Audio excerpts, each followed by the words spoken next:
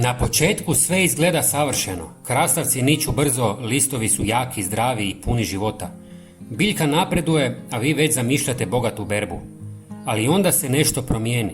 Rast stane, listovi počnu žutjeti, a novih plodova više nema. Većina ljudi tada pomisli da je problem u zemlji, vodi, prehrani ili možda u bolestima i štetnicima. Krene se sa dodavanjem svega i svačega, ali biljka se više ne oporavi. A pravi razlog često nema veze s ničim od toga. Postoji nešto sasvim drugo. Nešto što većina ljudi radi potpuno nesvjesno. I upravo ta sitnica može zaustaviti cijeli proces rasta. A to je jedan jedini plod koji preraste i ostane predugo na biljci. Kada se to dogodi, biljka dobiva signal da je završila svoj posao. Ona ne zna da vi želite još krastavaca. Njezin jedini cilj je da je proizvede sjeme.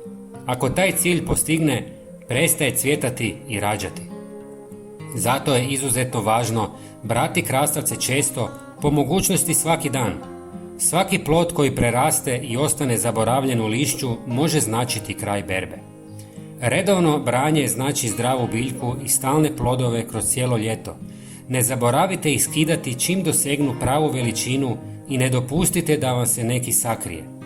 Ako vam je ovaj savjet pomogao, bit će nam drago ako podržite video lajkom i pretplatite se na naš kanal.